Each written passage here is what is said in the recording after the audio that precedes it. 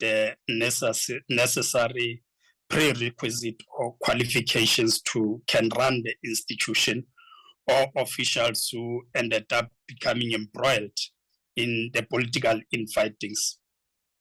So that is the problem, what we have diagnosed. But I must say that also we have reduced the number of municipalities that were experiencing instability in the province, and there are few municipalities now remaining. We have seen a relative stability in most of our municipalities. Where there are challenges, we have made intervention in those municipalities, and there are few municipalities where we have made intervention. And this intervention, it's the mandatory intervention where we are trying to seek and intervene and assist the municipality as we are empowered by the relevant constitutional provision. And we are doing that together with the provincial treasury, because both the MEC of Treasury and Corporate Services, we've got an oversight role to play on our municipalities. We have decided, as in the 7th administration, as the MEC of Cooperative Governance and the MEC of Provincial Treasury, to engage not only the officials, but also the governors or councillors, to discuss the performance of the municipalities, and with specific focus on the 6 pillars of the back to basic pillars, looking into the issue of the putting the people first, delivering of basic services, good governance, sound financial management, building capable local government institution and local economic development. Because we believe that if we can get focus on this important aspect, we should get our municipalities on the right trajectory to can address issues of the service delivery. Now, like I said, that there are a number of municipalities that are currently under the mandatory intervention in terms of Section 139(5) subsection A of the Constitution, read together with the Municipal Finance Management Act. And those municipalities are, of course, Ditsobotla, which I will tell a detailed story about if time permit. We have also intervened in Khetleng River Local Municipality. We have intervened in Madiben Local Municipality, in Ramotsere, in Tswaying, Naledi, in the district of Dr. Ruth Sekgomotse Mompati, and in Makwasi Hill. And this intervention is made by the provincial treasury, where they have appointed the provincial executive representative to implement the financial recovery in this affected municipality. And I must say that in our interaction during the roadshow, we can see some improvement, which have, of course, been appreciated by the leadership of the municipality. The other area where I said maybe also contribute to the instability in the municipality is the filling of the vacant post, more especially on your senior management post. We took a position or a decision that and issue out a directive that municipalities should fill in all vacant positions at the senior management level. There are few currently that have not completed the process, but many of them have completed the process. Others are experiencing some problem. Madibeng is still outstanding. Naledi in Dr. RSM still has a challenges between the councillors and the municipal manager that has been appointed. Lekwatemani, there was a municipal manager, she has resigned.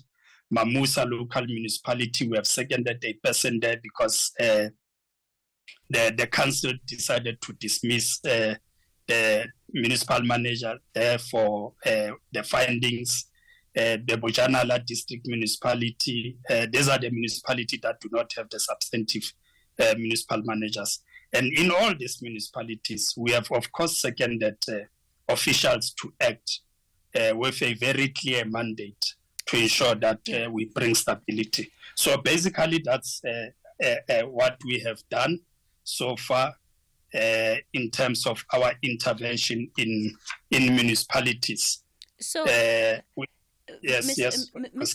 Mr. Mohlahlana, on the issue of why there is a lack of stability in many of these municipalities, the Northwest, it's one of those provinces that is in a unique position, because even in municipalities where the ANC has lost power or has lost the majority, often it is contending for that with breakaway parties, community organizations, civic society groupings that were part of the ANC. So these are people that know each other and previously worked, together for years and years within the ANC. What role do you think the overall political instability and the factional clashes within the party has had on the functioning and the running and the stability of municipalities in your province? We can't run away from the fact that the political instability contribute to non-service delivery at municipal level for whatever, whether it's internal factional battles or whether it's intra-political divisions or whether it's difference among the political parties and all that, because power is a contested terrain. So it's also not given that you'll not have a divergent or different view where there are different political parties, not necessarily people from the same organization or from the ANC. But coming back to your point, you don't have many of those municipalities, and unless if you can pinpoint to me a specific municipality, but I will tell you that we have a municipality, we are in coalition in Rustenburg. We don't see many of the instability that we see in other municipalities. The municipality is well run, led by a female mayor. When there are disagreements, they sit down, they discuss. We have a coalition in Lekwate Manning. We have a coalition in JB Max, where there seems to be a serious problem, and it's because of the omelette that exists in that municipality. It's in Ditsobotla, in the main, because I was even there together with the MEC of Treasury day before yesterday, and I'm not pleased about what I got there, because the municipality is not in a position to can meet its financial obligation, and I can go to town in detailing what are the challenges there and what is it that we are doing. So answering your question, yes, there are municipalities where there is some political instability, but the point that we must make and that we continue to make to the councillors, whether they come from the same party or they come from different parties, and all that, is that, look, we are public servants. We represent the public. Community appointed or elected us on the basis of what we sold to them or the commitment that we have made to them, that is serving our people. Now, it becomes important that when we are in these institutions, as governors, we leave our political difference and we place at the core our people in terms of issues of service delivery. So in many municipalities, we are experiencing this. Of course, there are municipalities, I think we may have seen in the social media, the recent development in Moses Kotane, where there are disagreements among individuals and all that, whilst we are still waiting to get a full detailed report. So what I'm saying is that, yes, there are challenges, but we don't put our hands in the air and say there is nothing that we can do. It's important to engage these people. But those who come from different political parties, because you see, you are sent to a municipality with a mandate. It's important for the representative of these parties, for their parties to rein on them, because there is also a code of conduct that governs the councillors, so that councillors don't go to this institution and think that they represent themselves. So each political party must take responsibility for their individual members in terms of issues of discipline. Mr. Mohlahlana, I want us to stay with the example of the Ditsobotla municipality because, unfortunately, it highlights one of the more extreme examples, right? So you have a municipality that, number one, not only ignores the work of the Auditor General and does not respect it, in that it doesn't even submit its details, its financials on time to ensure that it can be properly audited. You have workers not being paid from time to time. We've dealt with issues around worker salaries, lack of payments. You obviously also are dealing with a council that often passes a budget that is unfunded. It's a problem in many municipalities, but for a municipality like Ditsobotla, it only makes matters worse. I want to give you a sense of what has come out in some of the conversations we have had covering the issue of Ditsobotla. You have a problem in Ditsobotla of a bloated organizational structure because of other people who were appointed to protect certain people who were municipal managers or who were political office bearers. That's why you are having that crisis in Ditsobotla. So that the bloating of the structure, you have a situation where you have 2 unit managers for a single position that is there on the structure. It looks like the intervention that was done, it just brought us from bad to worse. It hasn't helped the municipality. But I'm not surprised. If you check throughout the province, there is not a single municipality without a clean audit. What can we expect from the province that cannot provide that assistance to all the municipalities in the province? Maybe in future we have to look to national. Ditsobotla is just a disgraced municipality run by the provincial government under the leadership of Mohlahlana. Mohlahlana was seconded from the provincial department to come and assist the municipality. She wrote a letter to the employees to say, we are not going to get our salaries on the month end of May. We asked ourselves the question, why on the 22nd of May? From the 1st of May, she was not aware that she's going to have a problem with paying salaries of the employees. Workers are just coming to work, trying to work, but the morale is down. No salary. But obviously the patients will run out along the way because the senior management don't want to take the responsibility. They don't want to take charge. They don't want to come and speak to us. Perhaps explain something and tell us on which date, commit, on which date are they going to pay us. All of them, they've ran away.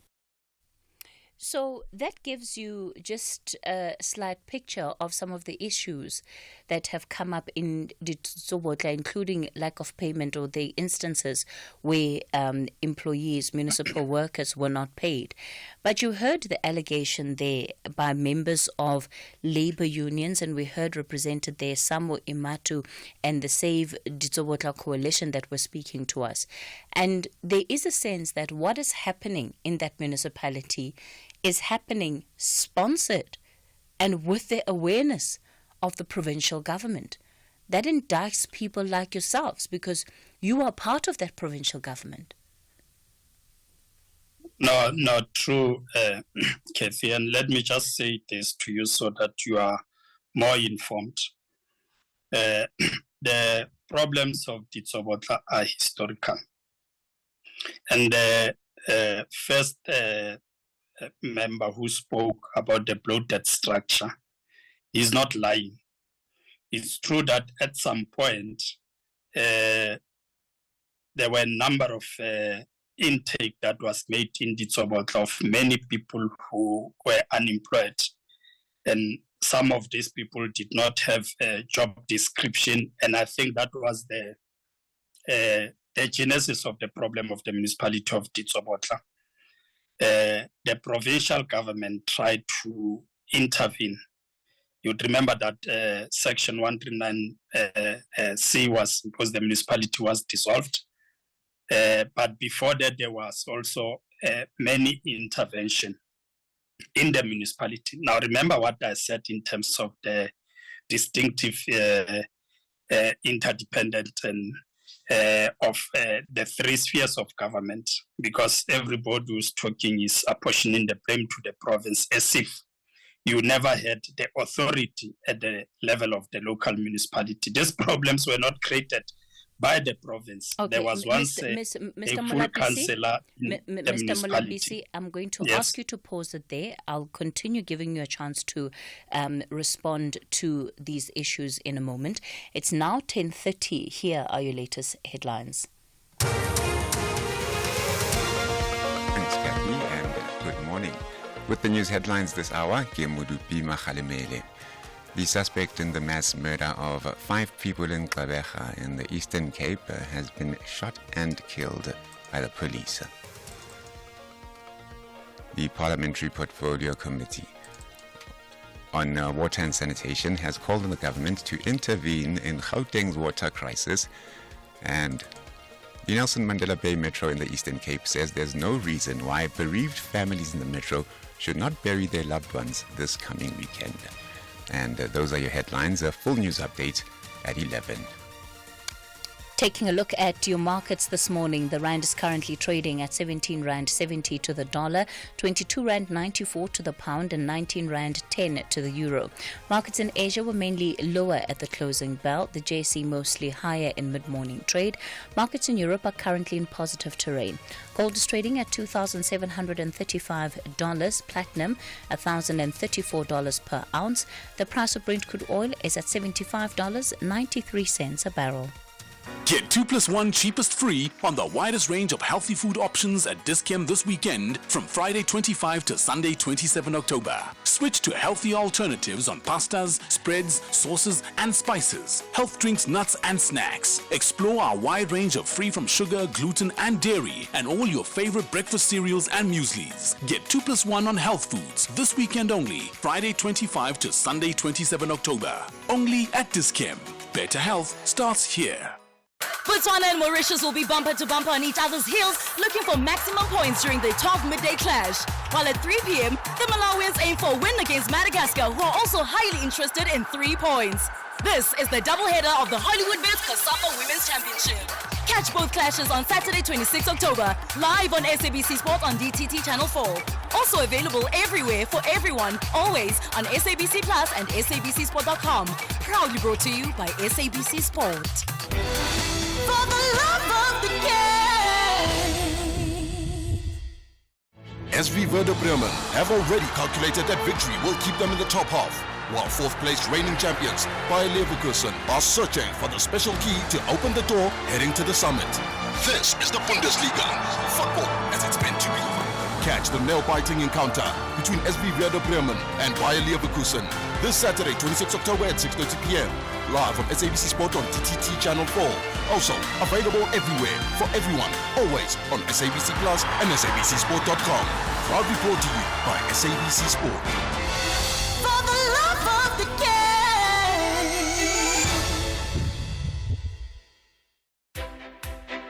Get ready for the biggest night in South African music. Tune in to SABC 1 on the 2nd of November at 8 p.m. for the 30th South African Music Awards, celebrating our finest local talent. Catch the yellow carpet action from 6 p.m. and join us as we honor the legends and voices that shape our sound. For more info, visit samusicawards.co.za. Hashtag Less Noise, More Music. Hashtag Summer 30 in partnership with the SABC. If you think you cannot afford a lawyer, think again. Clientele Legal has made professional legal services affordable for you. Whether it's a civil, criminal, or labor-related matter, we have a nationwide panel of attorneys standing by to assist you. SMS SAFM to 32195. That's SAFM to 32195 and we'll call you back. Clientele General is a licensed non-life insurer and an authorized FSP. Standard rates and terms and conditions apply. Breast Cancer Awareness Month. Myths versus facts. I'm too young to get breast cancer. Many women under age 40 are diagnosed with breast cancer. Men can't get breast cancer. 1 in 922 men have a lifetime risk of breast cancer. I have never had children and can therefore not get breast cancer. Women who haven't had children or only had them after 30 have an increased risk of breast cancer. Breast Cancer Awareness Month on SAFM.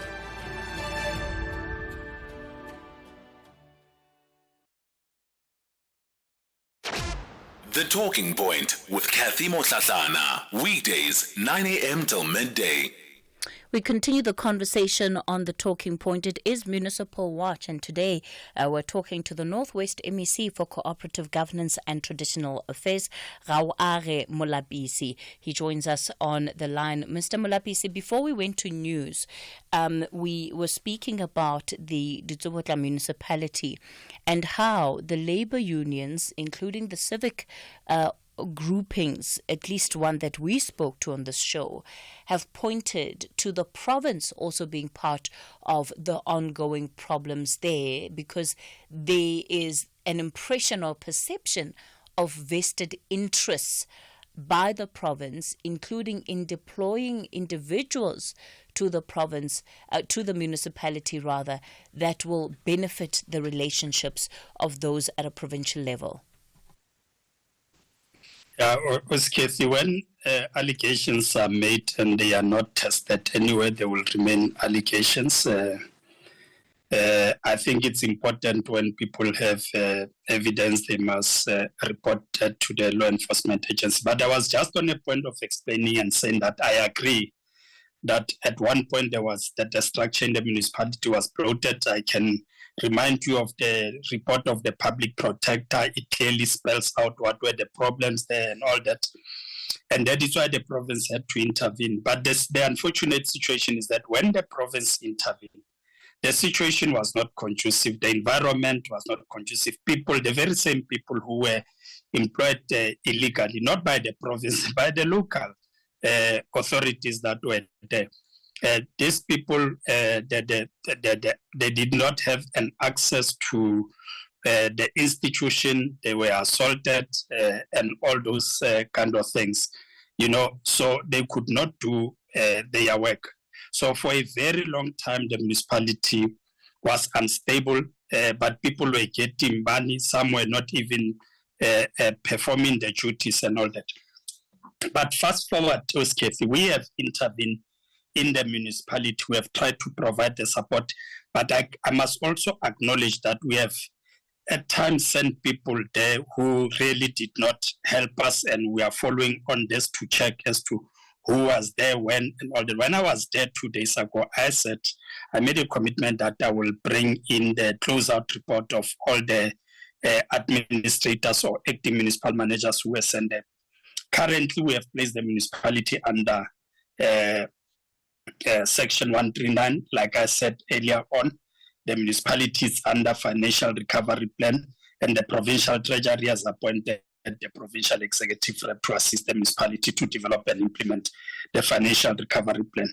And among the key issues or areas that we want to attend to is to ensure that the municipality does not incur costs that it cannot sustain. But let me tell you this.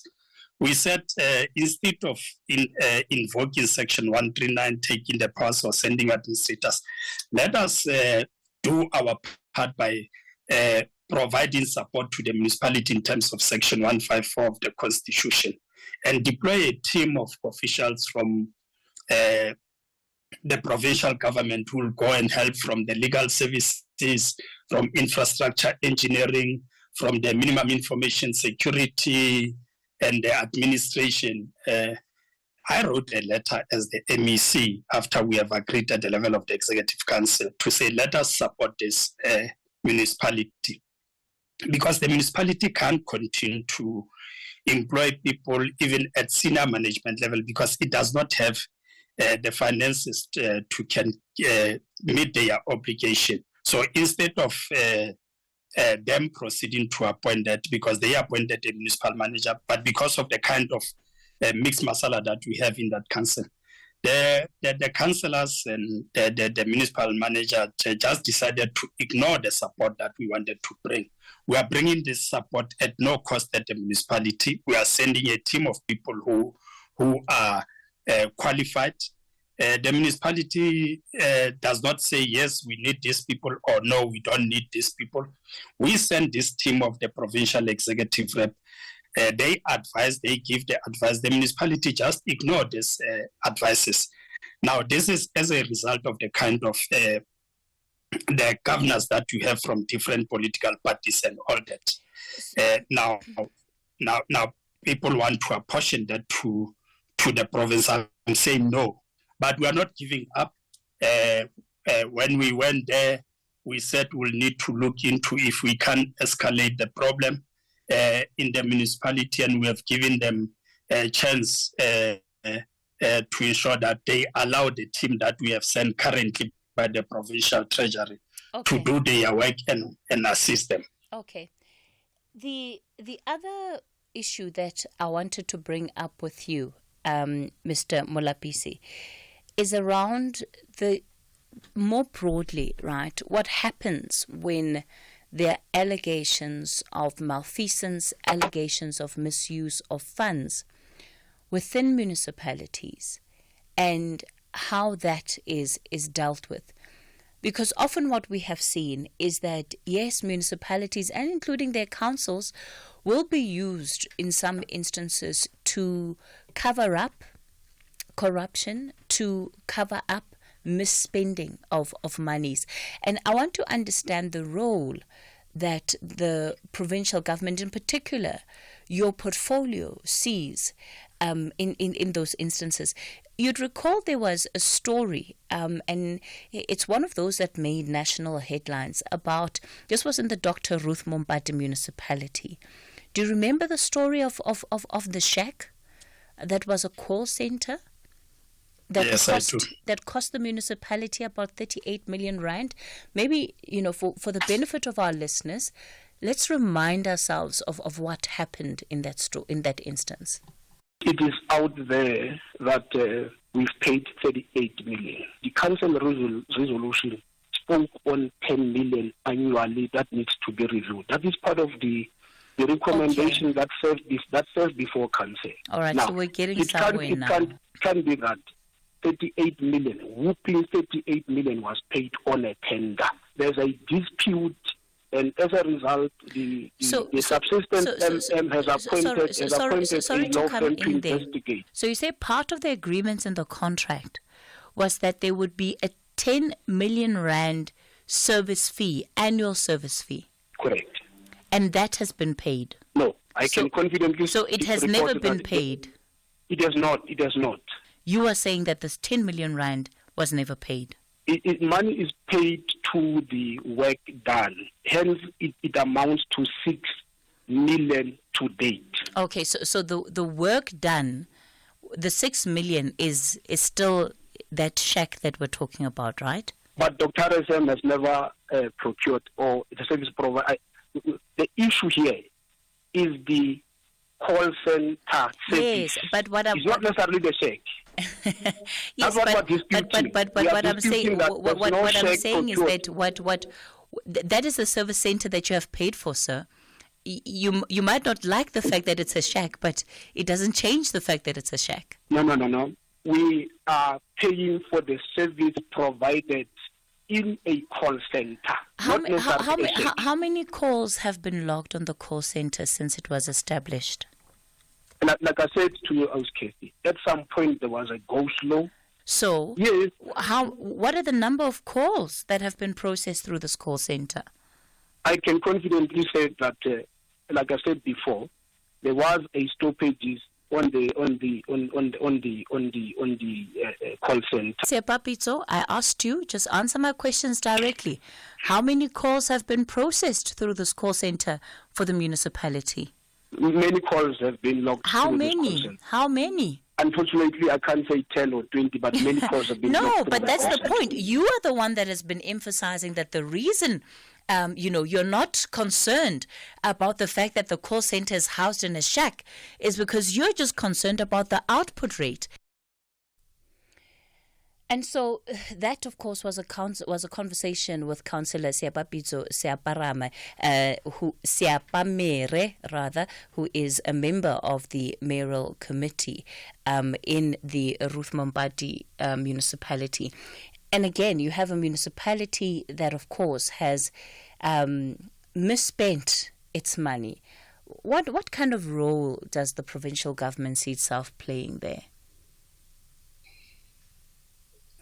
In terms of the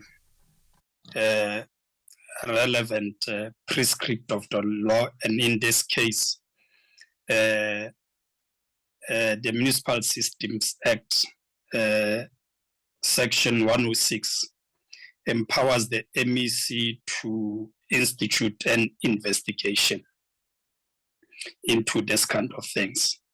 Now, in Dr. Ruth Mompati, if there is any doubt that public funds have been squandered, there are other institutions, independent institutions that undertake the matter. Once the matter has been reported to, they undertake the investigation to recover the money and provide for the remedial action. But I'm saying in terms of what the law, provides, the MEC can invoke Section 106 of the Municipal Systems Act, and we have done that in one of the municipality in Matlosana because we have a strong belief that there is a maladministration and all that. In this case, specifically this one of Dr. Ruth Mompati, there are other institutions that are investigating the matter because the matter has already been reported. Because sometimes we then tend to avoid duplication. Once there is an intervention looking into the matter, sometimes there is absolutely no need to do the duplication and all that. You'd rather wait for the outcome of the report. I hear that point around allowing the police to do their work if it's a criminal matter. Not only the police. I said other independent institutions. Such as? You have the law enforcement agencies, such as the SIU, the public protector. They can come in and do the investigation. SIU can come in and make the investigation. If there are criminal offences, your law enforcement agencies that's come fine, in. Mr. Mohlahlana. But what I want to know is, in as far as then accountability goes, because ultimately these are individuals that have made these poor choices on behalf of the municipality, and public money has been misspent. So how do you ensure that that accountability chain is intact? So even though you're not investigating, what are the steps that you have taken to try and understand where was the loop, and has that problem been solved that enabled this situation in the first place? Cathy, we have given because the municipality, as you listened, and as we know, they are disputing the facts as put in the media, in the social media, and in all other platforms of the media. They have their own understanding in terms of what happened. There is an investigation that it's happening, and I'm saying we are waiting for that. What is your understanding of what is happening there? No. Besides what I hear, what the municipality is saying, that's what I'm saying. I think you need to allow the process of the investigation. I can't say this is my understanding. What I see at the face value it's what people are complaining about, that this is a shack, a call center, like you were asking the gentleman there, the councillor, how many calls have been logged in and all that. People see a check and we have spent so much money. And that is why there is an investigation on the matter. So you then never asked for a report. You never asked for a report on that issue. No, that's why I'm saying to you that we are waiting for the investigation so that we follow up on what has been presented. Because the investigation by who? That has been just wait, Cathy. Mm-hmm. Just wait. Wait for me to complete my sentence. I'm saying the report that we have requested from the municipalities, their response, what is known in the public, that's what they are explaining.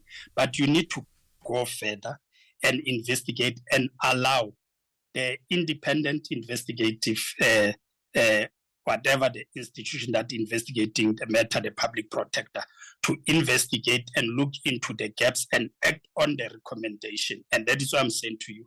At times, you also need to be cautious not to run the parallel processes and duplications and all that. All what we have as a report from the municipality, it's what the municipality has explained. Okay. So let's allow that process to unfold. We can then get a report. Then we can get into the merits and demerits of the case. Okay. We're going to take a quick break. MEC, we're going to take a quick break and then we'll continue the conversation.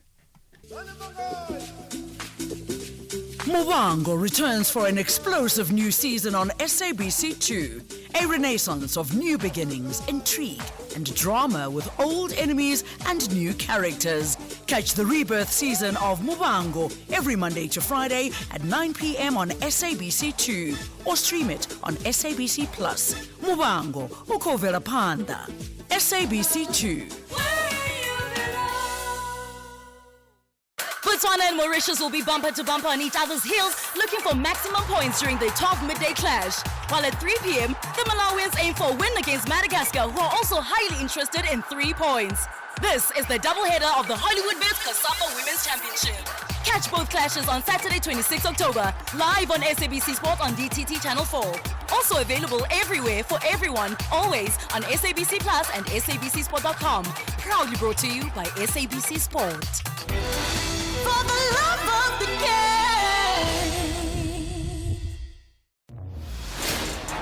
16 teams of Mzansi Africa's Elite League are back to the battlefield. Namandla Masha. They all believe ukuthi kuzoba right, kube bright, as they navigate the path to the final.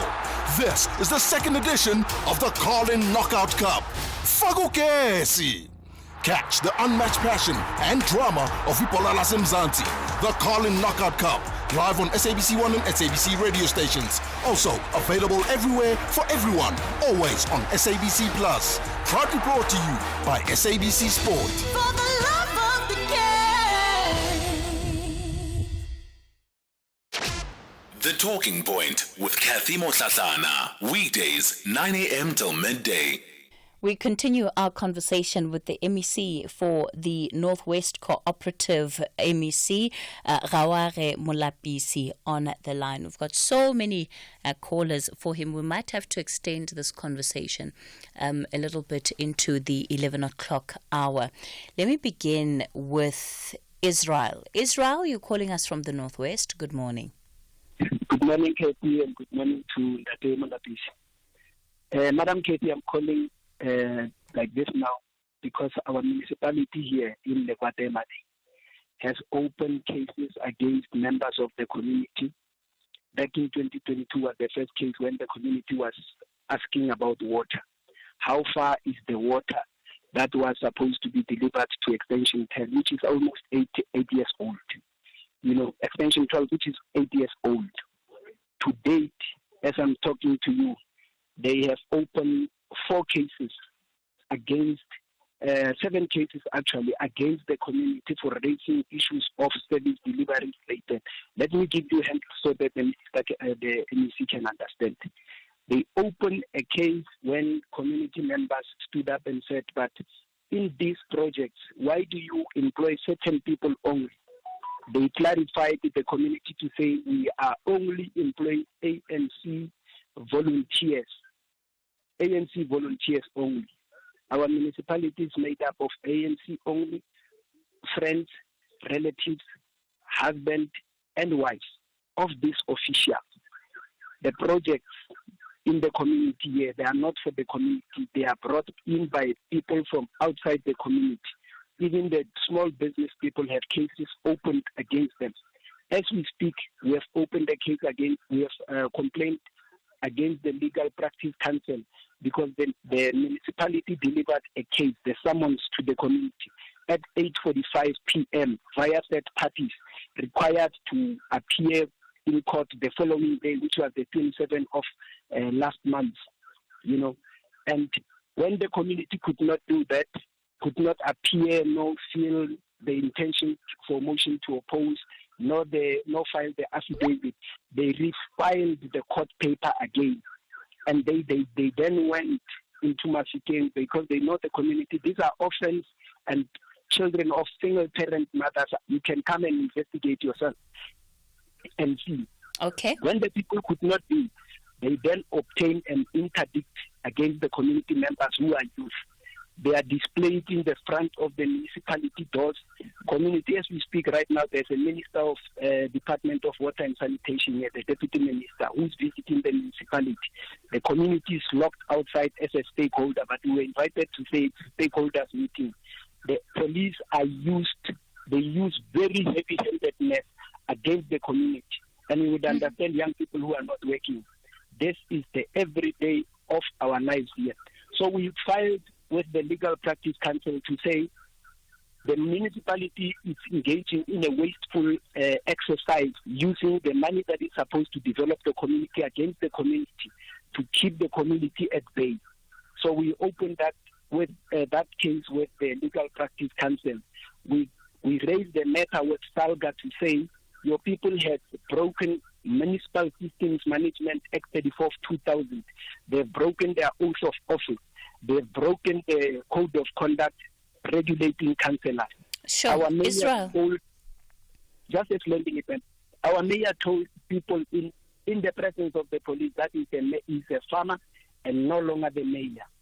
But now what shocked us is the police are always at projects when we want to say, because we have been back from engaging with the municipality, the community have been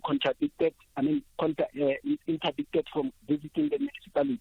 We then, as leaders of the community, that make sure for these people are voted.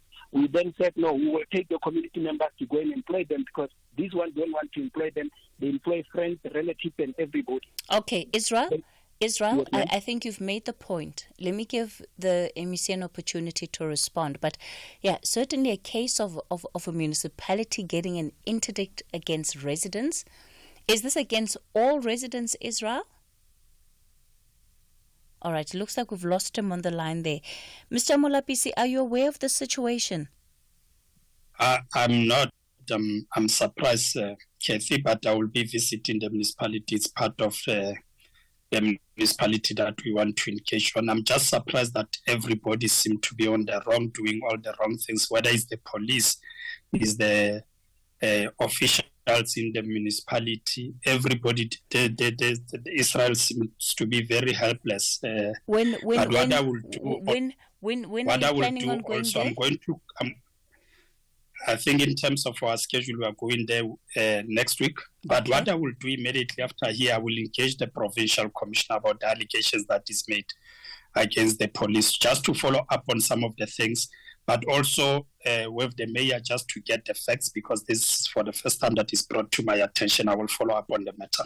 And when I'm there, when I go there, I will personally want to engage with Israel to get into deeper issues, maybe get some more details on the matter. Okay. Benny Musiani, you're with Save the Ditsobotla organization. Good morning. Good morning, Cathy, and to the listeners and the MEC. Yes, Benny, go for it. Yeah, Cathy, firstly, I just want to highlight the fact that the MEC says the municipality cannot meet its financial obligations. That's true. But that was the situation 2 years back when they disbanded the municipality. And now it's coming on national radio and lamenting that the municipality. They've been here for 2 years. I think if you can quantify in rent terms how much their intervention they've spent here, it's too much. So he tells you that we have failed When we came in 15 September 2022, the situation was like this, and it's still the same. It has not changed. So we've got an option. Why not let National come in? He's telling you of the public protector report. I'm a councillor here. We've never seen it. Can he give you the report, Cathy? And one of the things is the ESCOM account. When they landed here, the first intervention in 2011, we owed ESCOM 10 million. And it was intervention after intervention. They are withholding. He's talking the public protector report. The province is withholding the PwC forensic report of 2017-18. They can't take it out and give it to us because it has adverse recommendations to your members. Before they disbanded, Benny, this was important. Let's pause it there. It's 11 o'clock. We're going to take the latest news and then we'll continue with the questions for the MEC after this.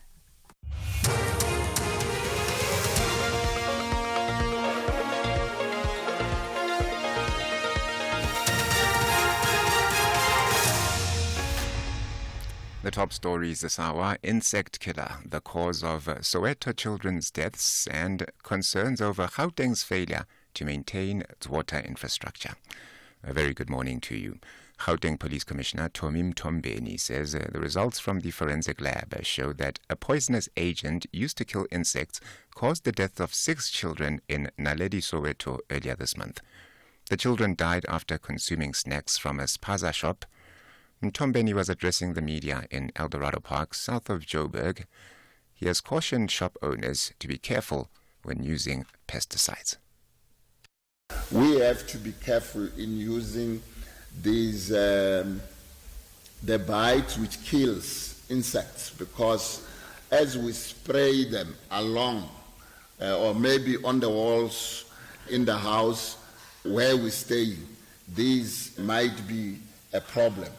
We had the results from the forensic lab which clearly indicate that the cause of death is carbamate. The carbamate is a bait which kills insects. One of the victims of an alleged multi-billion rand diamond investment scam has welcomed the arrest of the alleged swindlers. The suspects who were arrested earlier this week in Gauteng and the Northwest are expected to make their first appearance today in the Bronkhorstspruit Magistrates Court in Tshwane. The mastermind allegedly advertised unpolished diamonds on social media and invited potential investors to invest in his would-be diamond dealing business with the promise of lucrative returns which never materialized. The investors were allegedly scammed of more than 4 billion rand since 2019. Toby Mainhart, who was scammed out of 150,000 rand, says he was promised massive returns on his investment. He said, this is how it works, buy a packet or whatever the case might be, and I started investing small amounts. And he promised huge returns on that. You would give him 20,000, he would give you back 60,000. I never got a cent from him, never. And always had a story. Then it's Hong Kong, then it's Dubai, then the diamond price, and yeah. And then when I saw this is going nowhere, I told him one day, I said, I will get my day when I will look you in the eyes, and that day is today. That's why I'm here. Just want to look him into the eye.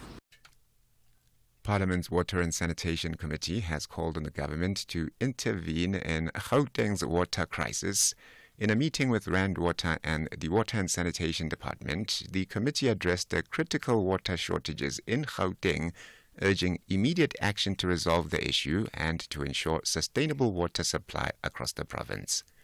Committee Chairperson Leon Basson has expressed concern over Gauteng's municipalities failing to maintain their water infrastructure and to pay for bulk services.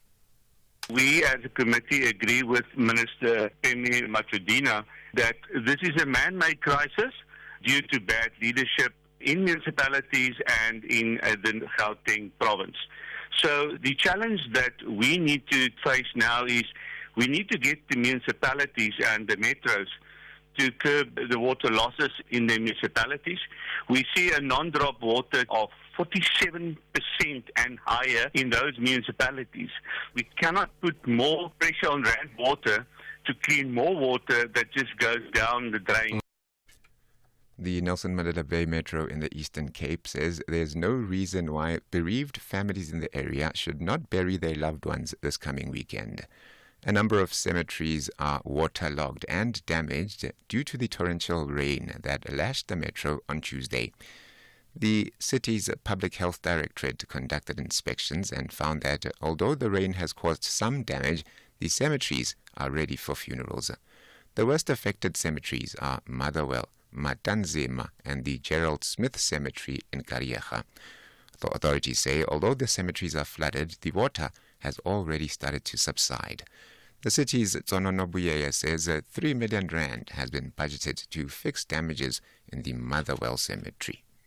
As a city, we want to correct the message or the voice note that has been going around of someone telling the residents that we might not be able to bury this coming weekend because of the recent flooding. We want to state that there's no reason for us not to be burying this coming weekend. So we just want to set that record, it be clear that there is no such. The water is even subsided already, so there won't be no reason not to bury over this coming weekend. And factory workers at Boeing have rejected a new wage offer, extending a strike that is crippling the finances of the troubled plane maker. The company's biggest union said that most of the workers had voted against the deal, which included a 35% pay increase spread over 4 years. 33,000 union members were voting in an attempt to end the strike, which has now lasted for nearly 6 weeks. The top story at 11 o'clock, Gauteng Police Commissioner Tomi Mtombeni says results from the forensic lab show that a poisonous agent used to kill insects caused the deaths of 6 children in Naledi, Soweto earlier this month.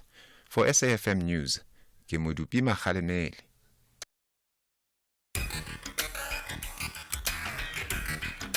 The Talking Point with Cathy Mohlahlana. Weekdays, 9 a.m. till midday.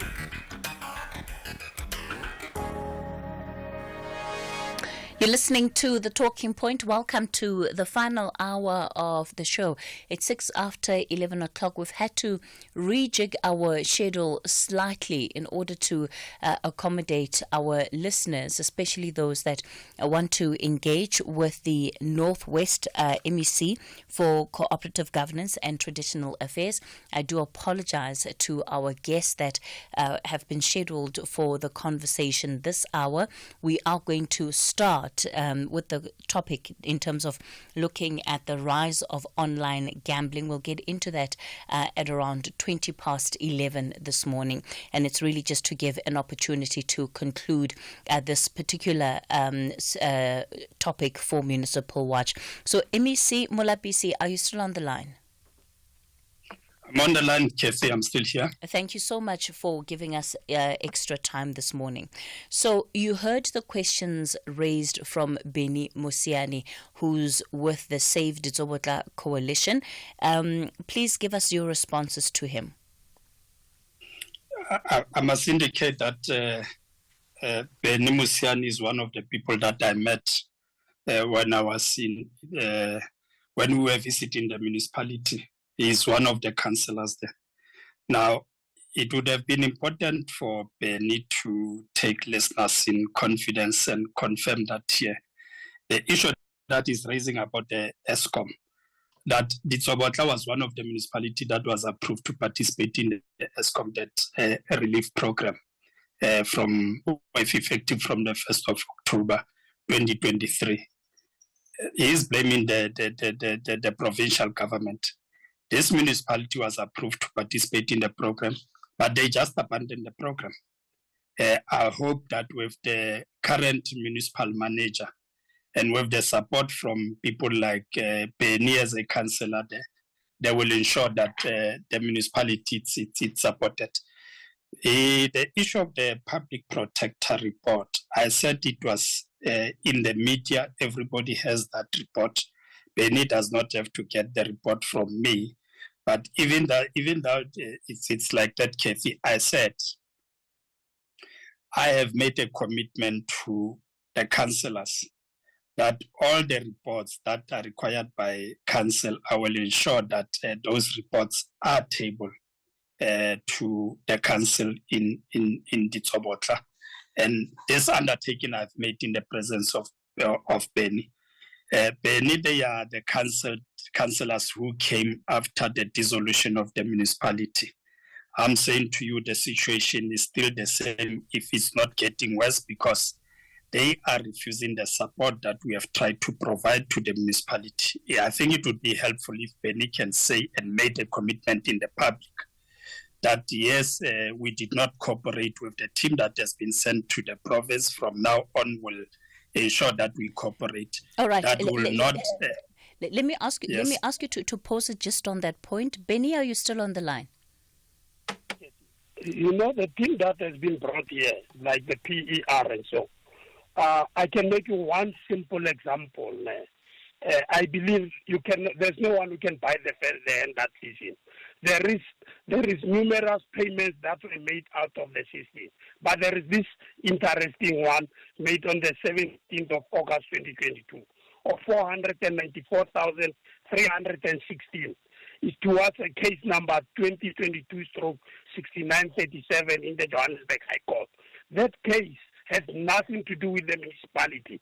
Was two ANC members fighting it, battling it out in court for the outcome of a BGM of the ANC, Mutou and Mokoso. And a payment was made, and all the payments outside the system were made in Mafikeng. And none of these PER or seconded people, all these experts, there is not a single paper that shows that there was this payment towards the legal cost of another ANC member against an ANC member paid by the municipality from taxpayers' money. There is not a single one. Sure. It's there. Benny, so how do we trust these people? They can help us resuscitate our municipality after 2 years. Last year, October, this time, Freddie Sonakel of the DA in the legislature wrote to the minister to say, bring section 1397. This province won't help this municipality. And we are still there. When they disbanded on the 15th of September, it's like the 15th of September. Benny, is he correct that the failure of the intervention is because individuals like yourself have not supported it? No. Why we have not supported it? Because like I'm saying, these people, they can't bite the hand that feeds them. They lied to the president. They said they are ghost workers. We don't have that report. Maybe the president have that report. The very same people that are coming here. And they take them here, they take Selo Maroga from the Sobota. When we were at PPEC, they send him to Chwayi. And those are people that have failed in the Sobota. They just recycle them to other municipalities.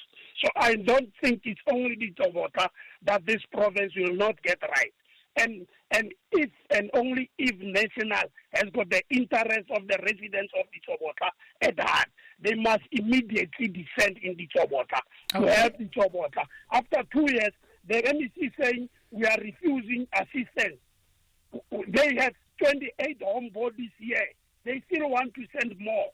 We are saying we have to appoint senior managers, and because now they would be permanent. Whenever everyone goes, we've got an institutional memory in the system. Okay, Benny, let's leave it there. Benny Benny Musiane from the Saved Tsobotla, you've made your point, and of course the MEC is still on the line, listening to what our listeners have to say. Let me bring into the conversation Anonymous. You are in the Ngakamudire Mulema area. Good morning. Let me start by greeting you and the MEC, and also greet the business of education. All right, Anonymous, I'm going to ask you to try and move around. Your connection is not great. It's not great. Yes, Anonymous, go for it. Yes. Anonymous? All right. Anonymous, I'm really struggling to hear you. Maybe just use the normal connection instead of being on speaker. Let me try that. Okay. Can you hear me now? Yes. Okay. Thanks, Cathy. I want to start by the issue of Maroga, that the man who has just spoke now from the Jawata just alluded to say Solomava was moved from Litsobota to Chai, which we all know that in Litsobota, a lot of crisis that the man has created. And to my surprise, even in Chai, just prior to the current political administration, he was part of the problem that we created there. He was part of the parallel council, appointed the CFO in that parallel council, which there's allegations that he was even paid, even though he was appointed by the parallel council that was declared by the court that the council was parallel. So it means the men will not be objective in that municipality. So also I wanted to ask the NEC to say on the issue of the senior appointees there, because there are two gentlemen who are appointed on, who are acting on director positions in that local municipality. One gentleman has been acting for over 2 years in the position of corporate, and nothing has been done so far by the department to make sure that the municipality appoints a qualified person in that position. One was acting as an acting MM, and he was also now being removed from acting MM to acting community service director. The man also himself, there are allegations and some people who prove that the man is not even qualified to even act on that position. Okay. Apparently there's some metric only.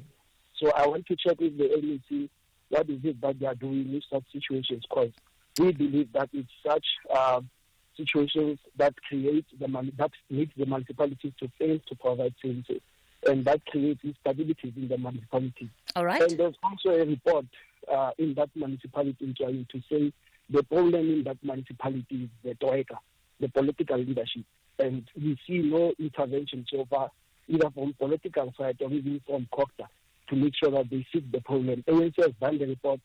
The former ATNL, who was also removed on the basis of the pressure from political leadership in council, that MEC has succumbed to, and removed that man and brought another man who's also has clout on himself, on his head.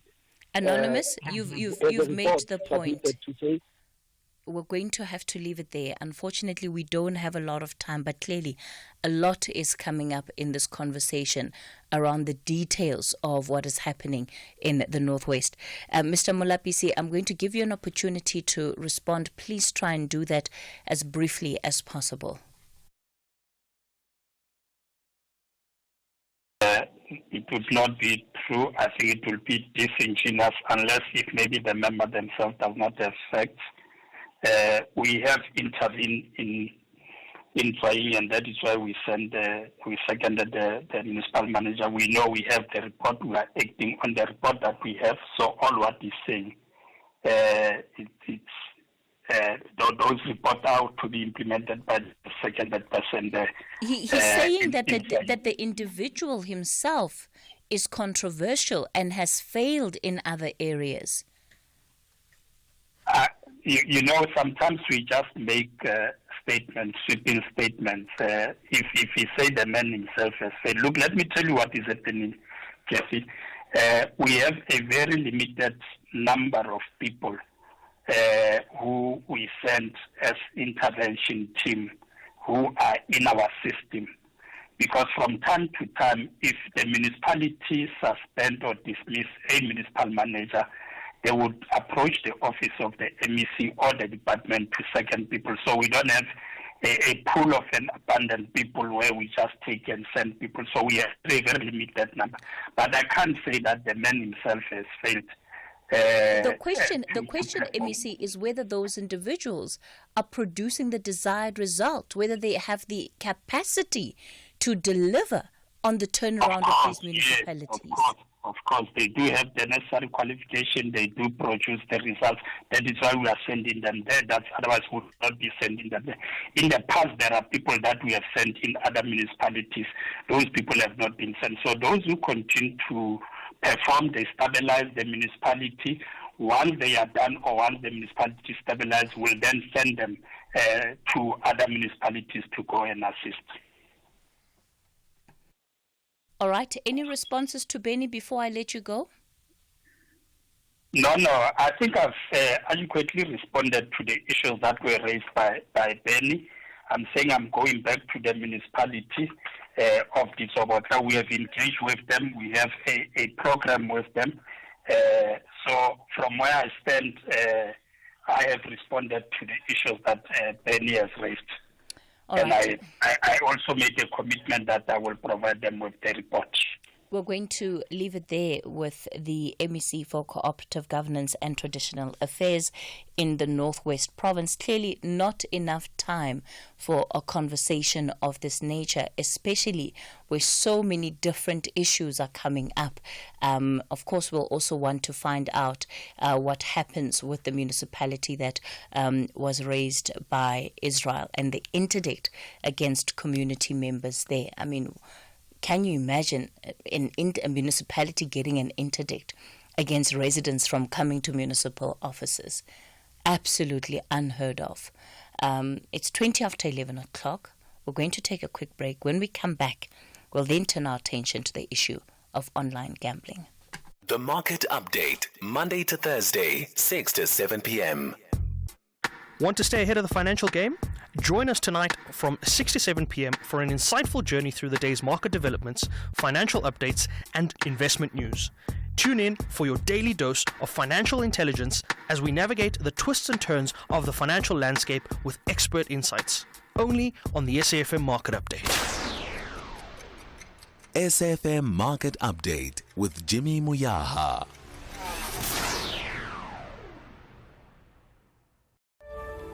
Breast Cancer Awareness Month.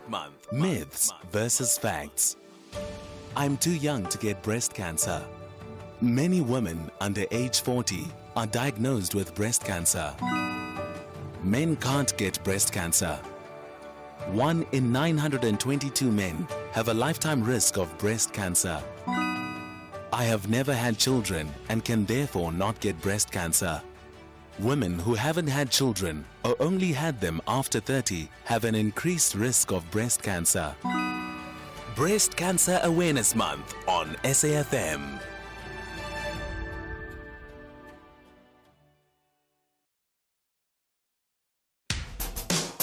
SAFM has signed a code of conduct that is enforced by the Broadcasting Complaints Commission of South Africa. Under the code, we are committed to giving news that is accurate, comment that is fair, and programming that is not harmful, does not amount to hate speech, or contain violence or explicit sex. If you think we are not living up to that code, then you can inform the Broadcasting Complaints Commission of South Africa. Direct any complaints in writing to the Broadcasting Complaints Commission of South Africa. PO Box 142365. Craig Hall 2024. Fax to 011-326-3198 or an email to bccsa@nabsa.co.za. For more information, please visit www.bccsa.co.za.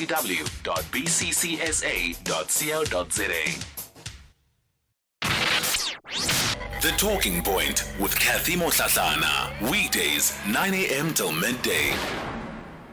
We continue the conversation on the Talking Point. We're turning our attention now to the rise of online gambling. Of course, it is quite a lucrative industry, at least for the players that are involved, with over 47 billion rand generated in the industry in the past financial year. It's a 37% increase from April 2023 to March 2024, and it's largely due to the fact that gambling companies have now expanded their presence to online and offering multiple activities online. It also has meant that they're targeting a younger audience from 18 to 34 years old who are now able to participate in some of these activities. Let me bring onto the show our guest. Sibongile Simelane Gunta is Executive Director of the South African Responsible Gambling Foundation. Sibongile, good morning. Hi, good morning, Cathy. Thank you for having us. Let me welcome also onto the line Alpheus Matlata, who is Assistant Manager for Treatment Services at the South African Responsible Gambling Foundation. Alpheus, good morning. Morning. I'm not sure if you can hear me. Yes, we can hear you loud and clear. Thank you so much.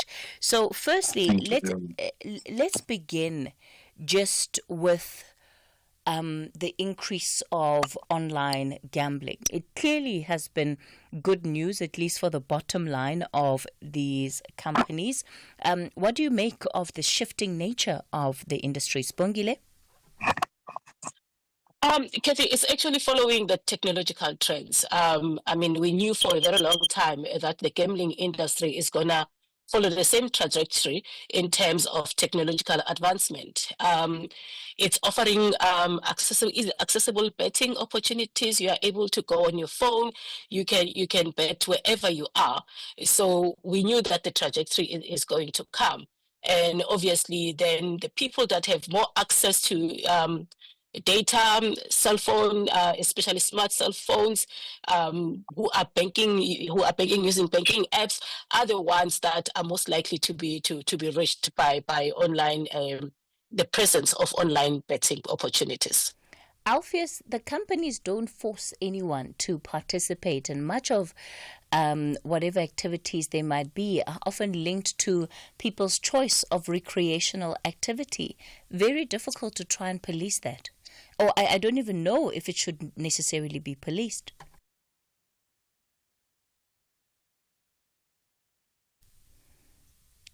Hello, Alpheus. Let me jump in, Cathy, because I think Alpheus has issues of connectivity. You're right. It is a choice of individuals to actually bet. They are spending the money, but the difference is that they should be spending money that they can afford to actually lose. But also, in addition, when it comes to policing, yes, we can't police, but we can monitor their behavior. We can actually try to make sure that individuals that decide that they want to go to online betting, they go there knowing that there are pros and cons to their choices. Some of the pros and cons that I can think of is that you can be able to actually come out as a winner, but also there are no actually set or determined outcomes when it comes to betting, because it's a waiver. It is a game of choice. So people mustn't go there hoping or thinking that they're going to make fortunes. They should at least be able to monitor their gambling trends, their gambling behaviors. In terms of policing, I think we do have, in terms of the national regulations, the various gambling boards in the provinces, they are there to ensure that people or the operators, the licensed operators in South Africa, they actually provide products that do not necessarily intentionally create harm to the public. Alpheus, we've connected you now on the telephone line. I hope you can hear me clearly. Let's speak about the trends that you have picked up when it comes to how people then participate in online gambling.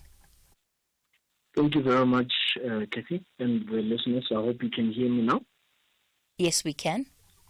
All right, thank you very much. Yeah, there has been, a trend of young people now starting to get into gambling, and we see a lot of these young people also getting into debt. This then also just, result in them going and seeking for loan. And as a result, they happen to even go to the extent of, chasing their losses, go to the extent of even, ruining relationships that they have perhaps with their family members. So it has been a trend that we've, been observing of these young adults, also even sometimes adolescents. So it is hectic. Would you say that it's affecting young people in different ways to what it is the older generation? Not necessarily. The effects are pretty much the same. It's just that it depends on, I think, the stage of where you are at. Because if, for example, you are a young adult but still studying, that will automatically affect your studies. We have seen students gambling with their tuition fees, gambling with the money that they were supposed to use for their studies, or their pocket money. But if you are an adult and maybe you are a family man, you obviously will take the money for grocery. But what I'm saying is it will affect you. It just depends on perhaps also the responsibilities that you're having as a person. We're going to continue the conversation in a moment, and perhaps, you can also weigh in. Have you seen the online gambling platforms? Do you participate, whether it's betting or anything else? Do you participate in some of those activities? And do you think it's necessarily a concern that we are seeing an increase in online users of gambling platforms? I'll take some of your calls on 086 000 2032 is the number to dial. On the WhatsApp voice note line, 0614 104 107. We'll continue with this conversation shortly. For now, let's turn our attention to the latest news headlines. Thank you very much, Cathy, and a very good morning. With the news headlines, Gemudupima Khalemele. Gauteng Police Commissioner Tommy Mtombeni says results from the forensic lab show that a poisonous agent used to kill insects caused the deaths of 6 children in Naledi, Soweto earlier this month. One of the victims of an alleged multi-billion rand diamond investment scam has welcomed the arrests of the alleged swindlers, and the UN's Children's Agency has warned that young people in war zones are at growing risk of polio due to falling immunization levels and faltering vaccination campaigns. And those are your headlines. A full news update at midday. The Talking Point with Cathy Mohlahlana. Weekdays, 9 a.m. till midday. We continue the conversation on the Talking Point, looking at the increase in online gambling. Spongile Simelane Guntana is the Executive Director of the South African Responsible Gambling Foundation, and Alpheus Matlatla is Assistant Manager for Treatment Services at the South African Responsible Gambling Foundation. So, let me then come to you, Spongile, to ask, why should we be concerned about all of this? Cathy, I think the unintended consequences of excessive betting or gambling should be the concern for us, because as the number of people that are getting addicted or become dependent on gambling products increases, they lose productivity, and Alpheus can expand more. So we will look at the impairment, the extent that gambling or betting has impaired on one's life. He did allude to the fact that, it impacts your social life, your work life, and there are assessments that we then do to understand the extent that it has impaired your life. It's not only about the financial losses, it also has to deal with somebody's mental state, somebody's health, because some other people, they actually develop what we call in clinical terms comorbidity conditions, or some they go into gambling not knowing that they actually have mental illnesses. Once they become stressed, by the losses of gambling, or they become too excited, because as they release dopamines, they actually tend to go either high or low. Then they start developing other symptoms, such as triggering their mental or other mental underlying conditions, such as anxiety disorders. So we should be concerned from that point of view, because it does not only affect your financial well-being, it also affects your mental well-being and your physical mental well-being. So in that in that context, it becomes a social issue as more people become unhealthy and their behavior changes, and there has to be various interventions by various healthcare professionals so that they can assist the individual to manage their various health issues that emanate as a result of gambling. Alpheus, at which point should one then be able to notice that they are no longer just participating in gambling as part of a recreational activity, but that it's now becoming a bigger problem? No, I think when you start to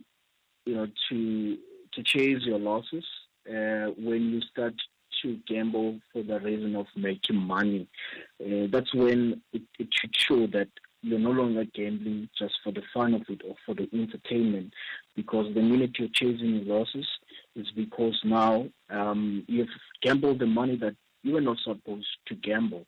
So there should be money that you put aside to say this one is for entertainment.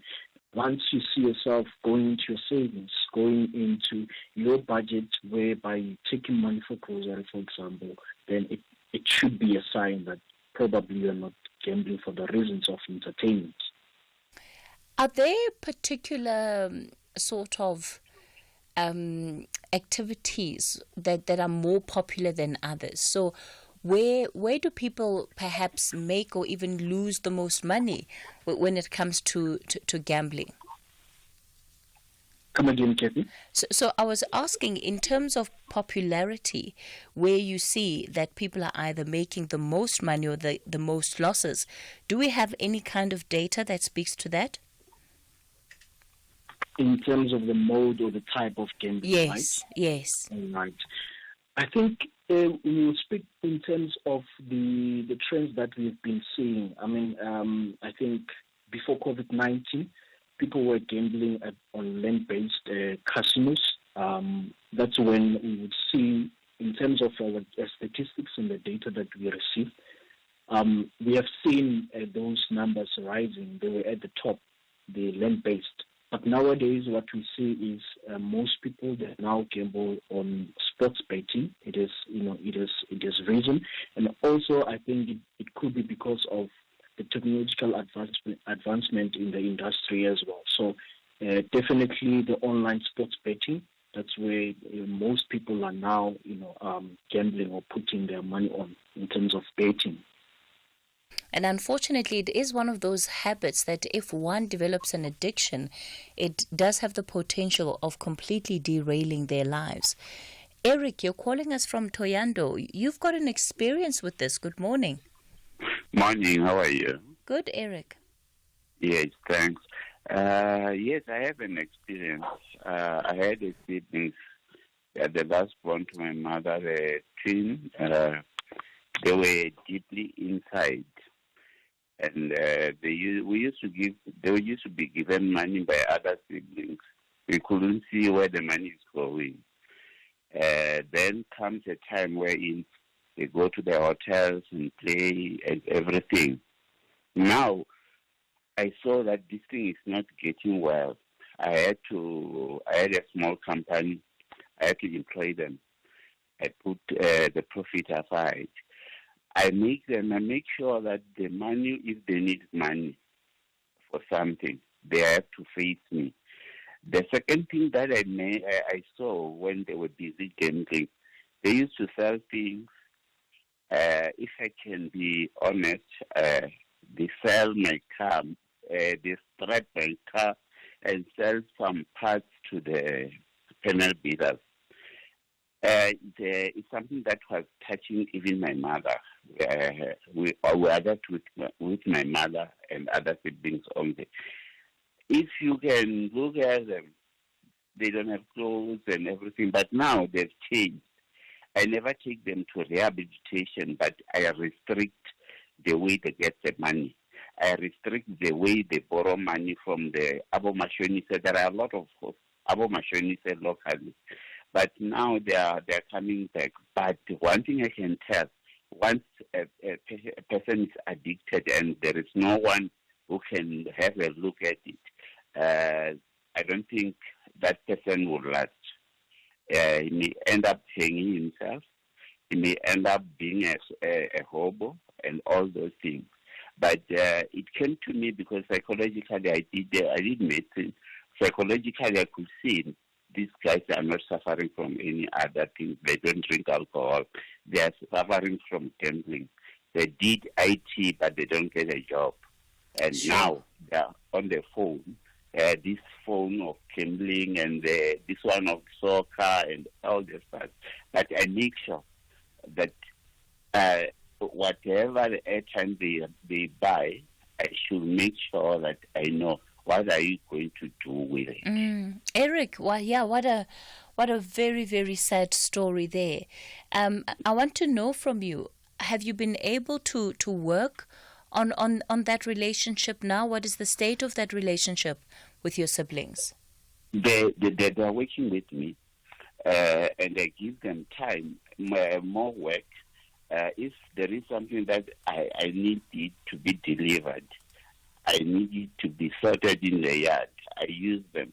I keep them busy most of the time. And I make sure that I limit the money. The money that I give, they should come and show me we did 1, 2, 3. But however, I also put in the psychologist because it's a serious thing. It's something that I hope even those who are counselors, they should look at it. It's far much more dangerous compared to the Nyaupe. Okay, Eric in Toyando, thanks for calling us and for sharing that story. If you heard Eric that at some point even his car parts were stolen so that his siblings could sell them off to make money for gambling. So kudos to you and your family for being able to work through that and still find a way of coming together. One of our listeners says, Cathy, I started betting football in 2015. I buy the 150 Rand voucher every month. I don't spend more than that. The highest I have won was 150,000 Rand this year during AFCON. The lowest was 2,000 Rand some years back. This thing needs discipline. I know someone who sold his car for gambling and he owes so many people in our village. That's just one voice note coming through on this issue. We're going to take a quick break. I'm back with our listeners. And of course our guests. And we went on a water safari, and Mom spotted a hippo, and it said... There is a place where you can see wonder and the wild, with breathtaking scenery and endless landscapes.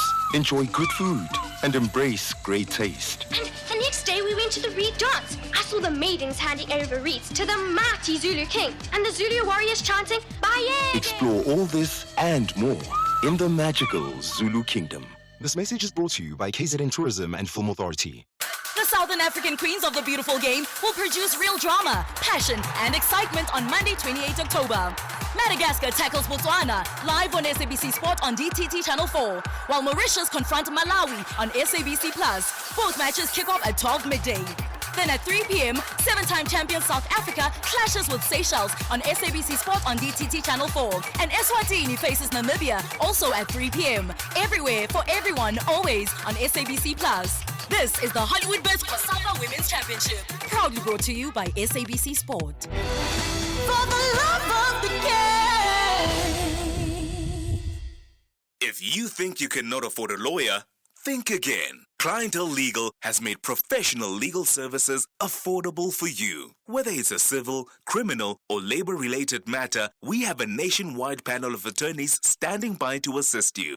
SMS SAFM to 32195. That's SAFM to 32195 and we'll call you back. Clientele General is a licensed non-life insurer and an authorized FSP. Standard rates and terms and conditions apply. The Talking Point with Cathy Mohlahlana. Weekdays, 9 a.m. till midday.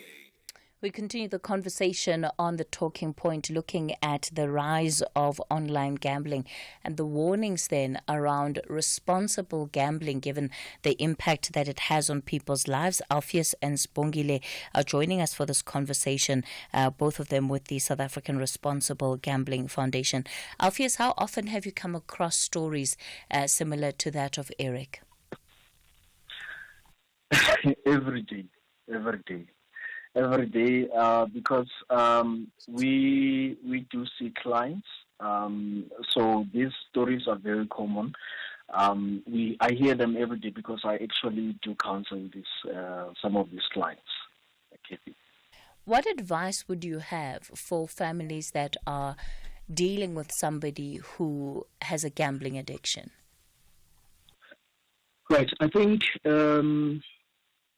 it's very important. I think what Eric has also indicated to be there for them, support them financially, in terms of if, for example, a family member is working and they're also having a gambling addiction. Maybe perhaps it will also just help if they hand over financial control to someone who is responsible, or who will, be able to handle the finances for them. But I also think, counseling is very important, even for the family members of those who are addicted to gambling, because you need to be in a space whereby you understand this addiction and how it works, and having understanding or that insight will then also help you to then be able to be in a position where you help the person who is addicted to gambling. So I think in terms of that, counseling will also help. So the foundation, the South African Responsible Gambling Foundation, has a program whereby we give counseling to family members. We call it the program Family Referrals. And the family member can be able to attend counseling sessions, a maximum or a minimum of 30 counseling sessions, so that they can be in a position whereby they are therefore a client who's addicted to gambling. Spongile, do you have anything you want to add before we conclude this conversation? Yeah, Cathy, I think one of the most important things that to listeners is that our services, they come free of charge. And to the people that have actually dialed in and the guy that actually shared the story, they can reach out to us on our toll-free line, which is an 0800 006 008. And we provide its counseling, but also we do psychiatric evaluation, and those that are actually really, really battling, whose impaired is serious, we do admit them for rehabilitation. And all these services, they are free to the public. We can be accessible on our website as well. If people need more information, they can go to www.responsiblegambling.org.za. All right, let me then also squeeze in this question from one of our listeners. Hi, Cathy. I just wanted to know, I think I heard your guest saying that somebody who lost during the betting, okay, they get anxieties, etc. And I think I also heard that is saying that even if someone wins, they also get mentally problems. So I want to know, how do you get mental problem by winning? Because I don't know. Ziyad Polokwane, thank you. Alpheus, briefly for me, please. Cathy, can you hear me? Yes. All right, thank you. All right, so I think it starts with winning, because it starts gradually. The first time when you gamble, some people they lose, some people they win, But eventually, it is a progression in a way. You start with winning, and then you will get to a point whereby you are now losing, and you will start to chase the losses. Once you chase the losses, you'll start borrowing money, and you will need people to bail you out. And you start also to steal, like Eric has been explaining the story of his siblings. So not necessarily that when you win, you will get addicted, but it is a progression whereby you develop this disorder, and the progression is that it starts with a win. You go to a stage whereby you start losing, and as you start losing, you will then borrow money from others, and it develop other psychological disorders. We call this comorbidity, like anxiety, depression. You also might have or get suicidal ideations, and so it is a progression. It's a developing thing, and that's just how addiction works. Okay. So yeah. All right. Let me thank you so much for your time and for helping raise awareness around this issue, Alpheus and Spongile, with the South African Responsible Gambling Foundation. That's why we leave it on the talking point for today. Up next is the book reading.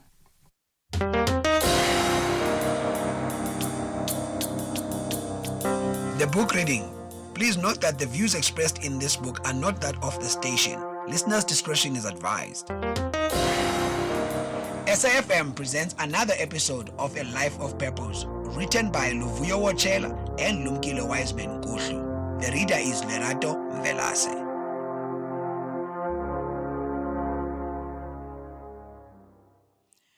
The Lusaka summit also approved the establishment of a committee of 15 heads of state and government to oversee implementation, as well as the establishment of appropriate management institutions for the NAI. This was the summit at which the African heads of state and government gave their final approval to the Constitutive Act establishing the African Union. These decisions brought joy to Wiseman and his steering committee colleagues. Their hard work over the previous 9 months had come to fruition, and they had succeeded in steering their efforts to a fine conclusion. At that point, the NAI, which encompassed much of the original MAP, was adopted as the only OAU-approved continent-wide socio-economic renewal program. Importantly, the merger did not undermine the transformative agenda articulated by the original MAP founders, nor did it undercut President Wade's Omega priorities. Such an achievement heralded another era, one that would require the establishment of a comprehensive governance and leadership organization for the NAI. It would also propel Wiseman's participation beyond his normal national obligations. Chapter 12. Beyond National Duty, NAPAD, from 2001 to 2005. The declaration on the NAI at the OAU's 37th session in Lusaka on 11 July 2001 was a historic and defining moment for the renewal and regeneration of the African continent. Like most of those who participated in its preparation, Wiseman appreciated its significance and was conscious of its immensity, yet also conscious that much as it had been hard work to get to that point, the future was going to be even harder. Through endless discussions, the NAI had been generally endorsed by African leaders, but it still had to be propagated to numerous stakeholders, several strands of civil society, business, and political organizations inside Africa, who had to acknowledge and accept it. It had to be disseminated, documented, and accredited outside the continent as well. Presidents Mbeki, Obasanjo, Bouteflika, and Wade set out on the course of popularizing the NAI immediately after its adoption in July 2001. Development partners, especially the Bretton Woods institutions, were among the many parties the full president had to consult. In a parallel process, Wiseman and other steering committee members provided additional technical detail. Their emphasis were on key priorities and actions to expedite, rationalize, and broaden the hitherto discrete African development proposals and programs. They also focused on aligning developmental goals at several national, regional, and continental levels, as the Lusaka Summit had endorsed a common continental development strategy. The 4 founding presidents worked closely with Wiseman's steering committee to meet these objectives. This chapter outlines Wiseman's contributions in taking the NAI forward, the realization of its vision to push continental development, and its revival plan in the first years of the 21st century. Modifying the New African Initiative into the New Partnership for Africa's Development. The first 2 events directed at popularizing the NAI occurred during the same month, July 2001. The first, following the Lusaka OAU Summit, came through a presentation of the NAI at the United Nations Economic and Social Council's, UNESCO, ministerial meeting on 16 July in Geneva, which many African leaders deemed a crucial forum for introducing the NAI to the members of the United Nations. The second event, 4 days later in the Italian city of Gineo, was a briefing of the leaders of the G8 about the NAI to buttress the subject of a beneficial partnership with the G8 raised previously at the G8 July 2000 summit in Japan. The 4 presidents highlighted the principles underlying the NAI and support they expected from the G8, underlining the philosophy on which the NAI was based and the plans of support they foresaw from the G8 countries. Punctuated by violent protests, the July 2001 G8 Geneva Summit was historic as for the first time the G8 leaders responded positively to an African agenda, although their actions could not reach fruition immediately. The summit also afforded an opportunity for civil society organizations and social partners to present their proposals on global development to G8 governments. Among these were a number of trade union confederations whose leaders were given platforms to voice their main concerns. South Africa, and notably former President Nelson Mandela, had an opportunity to deliver a compelling message through a video link. Mandela underlined the crippling poverty that afflicted millions of people in the world, the exploited children workers, and those in armed conflicts mutilated by bombs and weapons. He noted the continuous consumption of the world's planetary resources by the powerful few.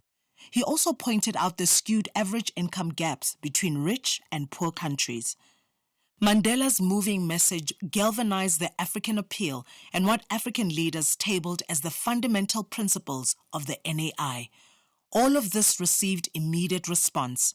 After Geneo, indirect response to the concrete proposals presented to them at the summit, the G8 leaders each decided to designate a high-level personnel representative to liaise with the African leaders on the development of a concrete action plan. During the course of the Geneva summit, Wiseman and other steering committee members supported the 4 African presidents and prepared the essential concrete proposals that were prioritized in the course of the discussions. Among numerous points, the focus revolved around conflict prevention and the establishment of management and resolution systems, including the development of peace support mechanisms. Secondly, there was motivation for increased support to intensify the fight against HIV/AIDS, malaria, and tuberculosis. Thirdly, the acceleration of debt cancellation for heavily indebted African countries was emphasized. Fourthly, stress was laid on investment in ICT to disclose the digital divide and an action plan to improve African access to the markets of the highly industrialized countries, particularly important in breaking barriers to global trade. All 4 proposals marked the beginning of well-thought-out engagements between African leaders and their G8 counterparts on issues identified as essential and strategic for the continent's development. The NAI emerged as a comprehensive, liberal, and reforming plan, endorsed by governments and business leaders. Yet it still had its skeptics, most of whom raised critical voices, and among them were labor movements and academics, especially from South Africa. The drivers of NAI were aware of the challenges they faced, and the complications were exacerbated by the vastness and diversity of the continent. They were mindful of the unreliability of the continent's economic data and the threats to stable governments because of conflicts. And it was easy to point to the cases of corruption, nepotism, and the misappropriation of state resources that afflicted many African countries. It was also not very encouraging to note that earlier initiatives such as the Lagos Plan had not succeeded. African leaders and the pioneers of the NAI were aware that they had to push their plans against overwhelming pessimism. That atmosphere tested and inspired Wiseman and his team to produce thoroughly researched evidence to support their leaders, as well as to demonstrate that the NAI goals were attainable. It became clear to them that the NAI vision had to be implemented through exhaustive plans sustained by proper monitoring and assessment systems and supported through tangible structures.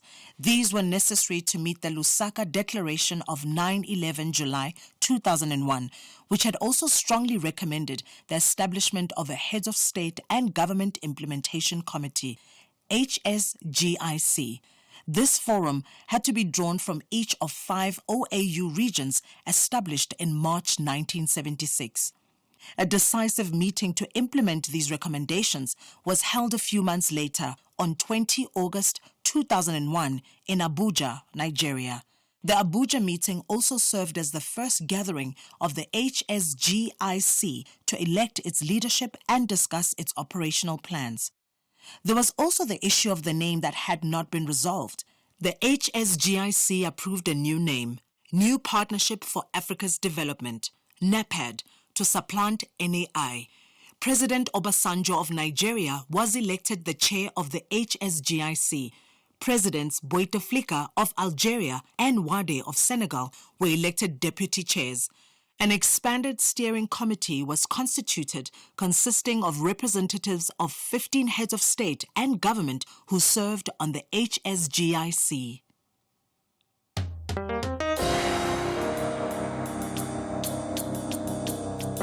That was another episode of A Life of Purpose, second edition, written by Luvuyo Wochela and Lumkile Wiseman Kuhlu. The book is available online on www.kmmr.co.za, KMMR Publishers, and in all leading bookstores countrywide. It is broadcast on SAFM at 11:45 Monday to Thursday on The Talking Point. It is produced for the station by Vovi Patala, read by Lerato Mvelase, technical production Wiseman Manqele and Nanda Khoza.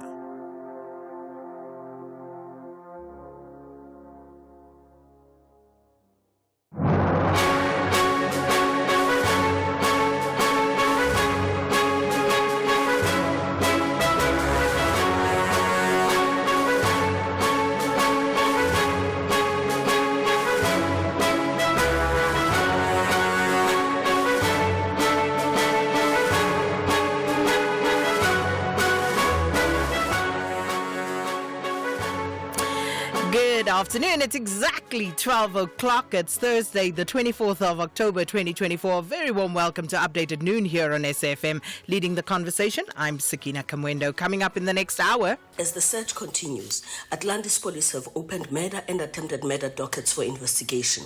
No one has been arrested yet for the incident that is believed to be gang-related. Police have launched a manhunt for gunmen who killed 5 people in a suspected gang-related shooting in Atlantis on the west coast of the Western Cape. When I saw this is going nowhere, I told him one day, I said, I will get my day when I will look you in the eyes, and that day is today. That's why I'm here. Just want to look him into the eye. And the Hawks say they have a watertight case in the alleged multi-billion rand diamond investment scam.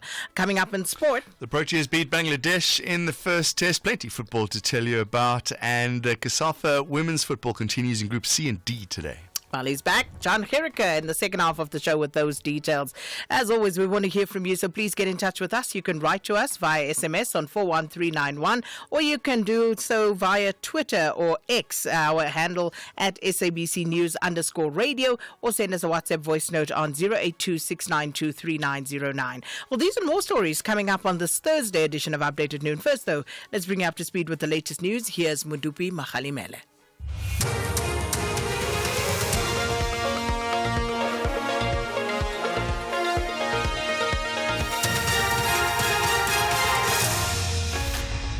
Thank you very much, SK. The top stories at midday. Insect killer, the cause of Soweto kids' deaths, and workers picket at the arms maker Denel. A very good afternoon. Gauteng Police Commissioner Tommy Mtombeni says results from the forensic lab show that a poisonous agent used to kill insects caused the deaths of 6 children in Naledi, Soweto earlier this month. The children died after consuming snacks from a spaza shop. Mtombeni was addressing the media in Eldorado Park, south of Joburg. He has cautioned shop owners to be careful when using pesticides. We have to be careful in using these the bites which kills insects, because as we spray them along or maybe on the walls in the house where we stay, these might be a problem. We had the results from the forensic lab which clearly indicate that the cause of death is carbamate. The carbamate is a bait which kills insects. One of the victims of an alleged multi-billion rand diamond investment scam has welcomed the arrest of the alleged swindlers. The suspects who were arrested earlier this week in Gauteng and the Northwest are expected to make their first appearance today in the Bronkhorstspruit Magistrates Court in Pretoria. The mastermind allegedly advertised unpolished diamonds on social media and invited potential investors to invest in his would-be diamond dealing business with the promise of lucrative returns which never materialized.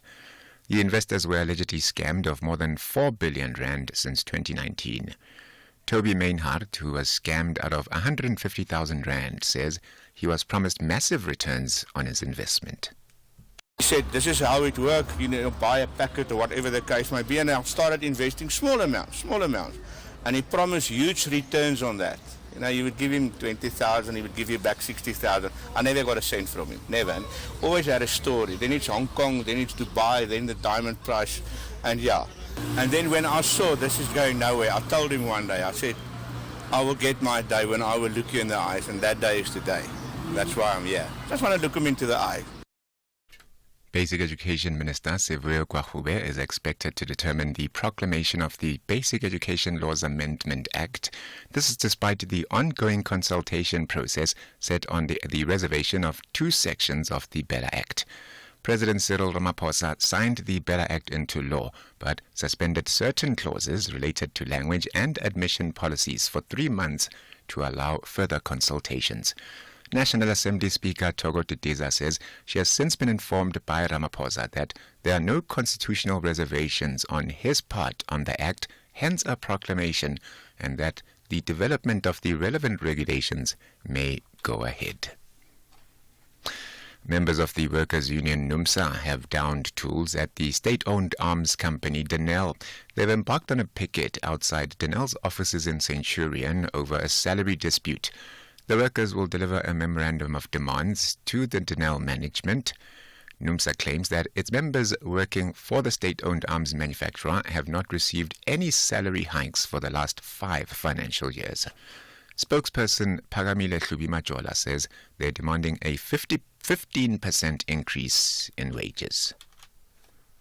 Members are demanding at least a 15% increase, given that for years they've gone without increases, given that for years they went without salaries. So we want increases. We want the restoration of the Provident Fund. Workers' Provident Fund is inactive.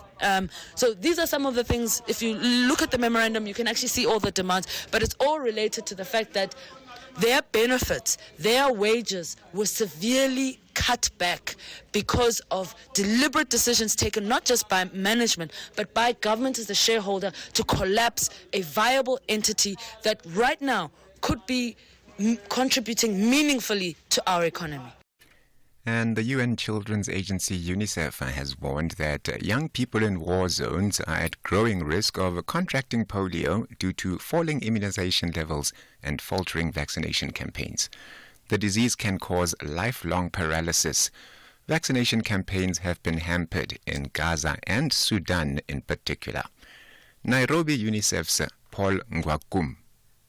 What we need now is to be able to have a humanitarian pause so we'll be able to take these vaccines to these affected communities, and also for the communities to be able to access the suppliers that are bringing in these vaccines. What is clear is children thrive when there is peace. And when there is no peace, we end up with polio, we end up with vaccine-preventable disease outbreaks, we end up with other diseases that are major child killers.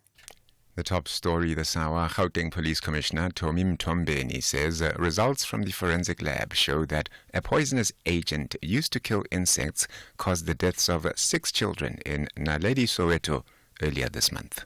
Back to you, Sakina. For SAFM News, Kemudupi Makhalemeli.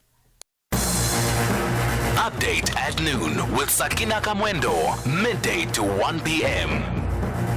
Update at noon with Sakina Kamwendo. Thanks, Madupi. Good afternoon, everybody. At 7 minutes after 12. Thanks so much for tuning in to Update at Noon, and endeavor to update you we shall. And just taking a look at some of the stories that we are tracking this afternoon, that mass shooting in the Western Cape in Atlantis. So we'll follow up with our reporters. They've made their way there. The police spokesperson, Brigadier Novella Potelwa, said that reports from the scene indicated that the victims were in 3 vehicles on their way home from Silverstrom Beach when the shooting occurred, and it is believed to be gang-related, but of course we will follow up on that. And then earlier today we also had updates from police in the Eastern Cape as well as Gauteng in the Eastern Cape with regard to some of the mass shootings and developments there. And in Gauteng, the provincial commissioner also gave an update to the media outlining the progress that has been made since the deployment of of police in gang-affected areas such as Westbury, Eldorado Park, Langlaagte and others, and also an update on the arrest of a suspect in the killing of a 6-year-old girl earlier this week in Soweto. And then there are, of course, other court stories also interesting.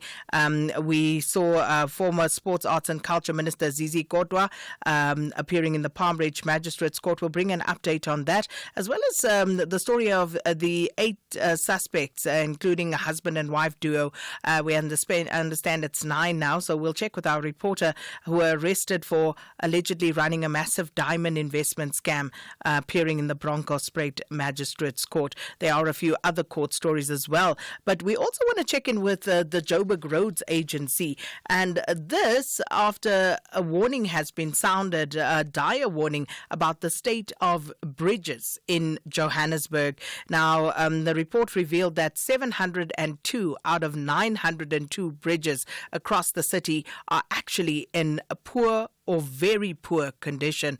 And that, of course, is an alarming statistic. And many Joburg residents who use these roads and bridges are actually very concerned about this. We've got our reporter Horisane Sitole on that story. We'll check in with him and also try to get a response from JRA with regard to this. So those are some of the stories. There are, of course, many more bouncing around, but let's get the show on the road.